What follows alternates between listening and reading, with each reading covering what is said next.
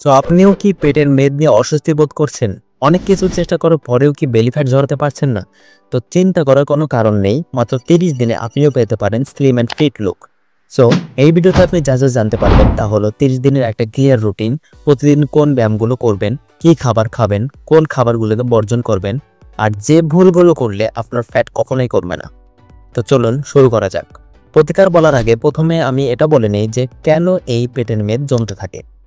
দেখুন, পেটে মেদ জমার অনেকগুলো কারণ আছে। প্রথমত হলো অধিক পরিমাণে চিনি বা মিষ্টি জাতীয় খাবার ও বাহিরের ফাস্ট ফুড খাওয়া। দ্বিতীয়ত কারণ হলো শারীরিক পরিশ্রম না করা। দেখুন, সারাদিন আপনি যদি একটু শারীরিক পরিশ্রম না করা হয় তাহলে পেটের মেদ জমার হার দ্বিগুণ বেড়ে যায়। 3 নম্বর কারণ হচ্ছে অত্যধিক পরিমাণে খাবার খাওয়া। এবং সর্বশেষ যে কারণটা সেটা হলো ঘুম কম হওয়া। এগুলো বন্ধ না করলে আপনি যত যাই করেন না কেন, যতই ব্যায়াম করুন, যতই ডায়েট করুন, কোনো কিছুতেই কাজ হবে না। তাই শরীরকে ফিট রাখার জন্য ব্যায়াম, ডায়েট ও একটা ক্লিয়ার রুটিন, এই তিনটাই আপনাকে রাখতে হবে। দেখুন, ফ্যাট কমানোর জন্য কিছু মূল নীতি আছে, এগুলো আপনাকে মানতে হবে।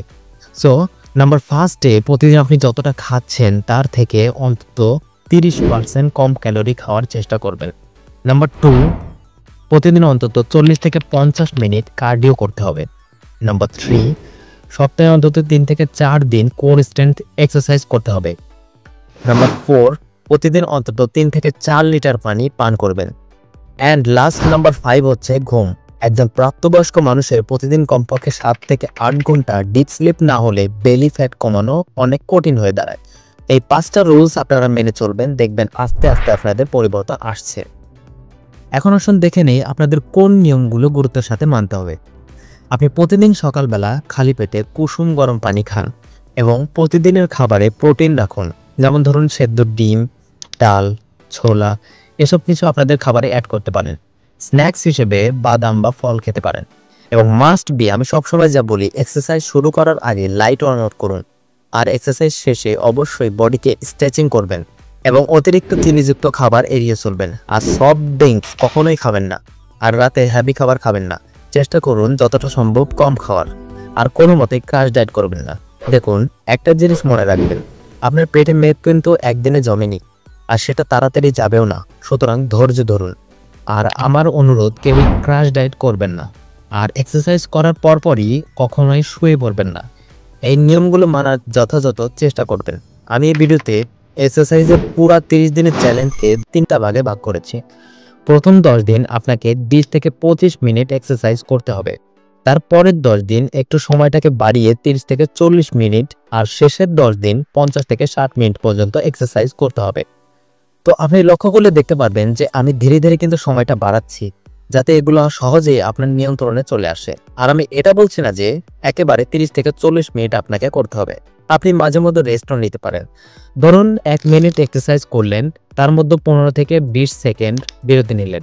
আর প্রতি সপ্তাহে একদিন অবশ্যই রিকভারি ডে বা পুরোপুরি রেস্ট নেবেন। ওই দিন কোনো ব্যায়াম করা চলবে না।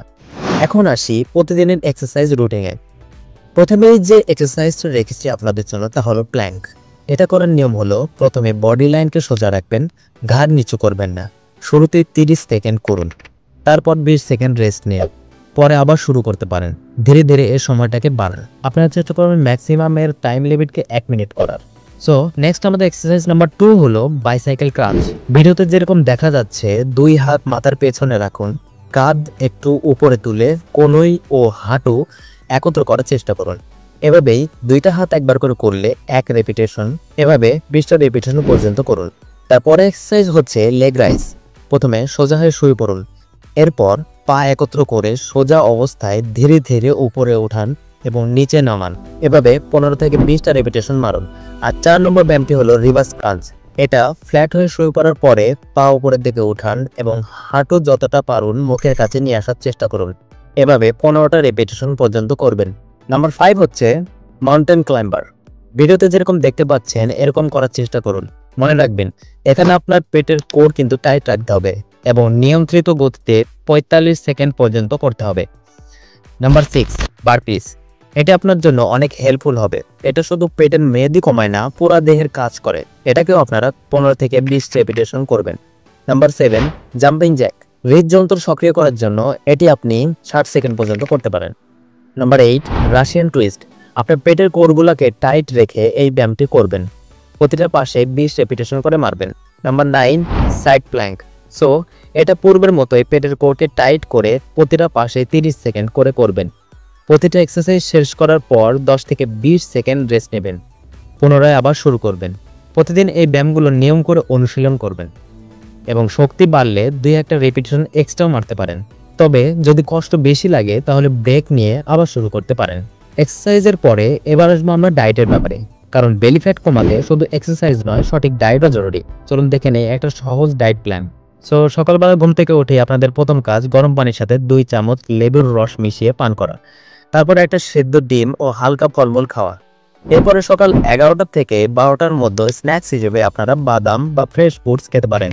এরপর দুপুরে খাবারে আপনি ভাত অথবা রুটি যেটাই খান, সাথে মাছ, মাংস, ডাল, সবজি এগুলো খেতে পারেন। বিকেলের দিকে আপনারা গ্রিন টি কিংবা টক দই খেতে পারেন।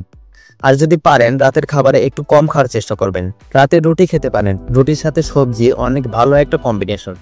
আর আমি আবারও বলছি, চিনি, সফট ড্রিঙ্কস, ডিপ ফ্রাইড খাবার এগুলোকে এড়িয়ে চলুন। আর খাবারের লবণের মাত্রা একটু কম রাখুন। এবার আসি এমন কিছু অভ্যাসে যেগুলো ব্যায়াম ও ডায়েটের পাশাপাশি অনুশীলন করলে ফলাফল আরও দ্রুত গতিতে পাওয়া যাবে। আপনাকে প্রতিদিন অন্তত 3 থেকে 4 লিটার পানি পান করতে হবে এবং নিয়ম করে কমপক্ষে 7 থেকে 8 ঘন্টা ঘুমাতে হবে। এবার আমরা জানবো কোন ভুলগুলো আপনাদের করা যাবে না। যদি তা করেন তাহলে এতক্ষণ আমি যা বললাম কোনোটাই কাজে আসবে না। প্রায় দেখা যায় অনেকে একদিকে এক্সারসাইজ করছে আবার অন্যদিকে জাঙ্ক ফুড খাচ্ছে। এটা একদমই করা যাবে না। এক্সারসাইজের পরে প্রোটিন সমৃদ্ধ খাবার খাওয়া উচিত। আরেকটি সাধারণ ভুল হলো সবাই একসাথে সব অভ্যাসকে বদলাতে চায়, কিন্তু এটি কখনোই সম্ভব নয়। পরিবর্তন আনতে হবে ধীরে ধীরে। একে একে অভ্যাস ছেড়ে ভালো অভ্যাসকে গড়ে তুলতে হবে। 3 নম্বর ভুল হলো অতিরিক্ত এক্সারসাইজ করা। সবকিছুতেই ব্যালেন্স রাখতে হবে।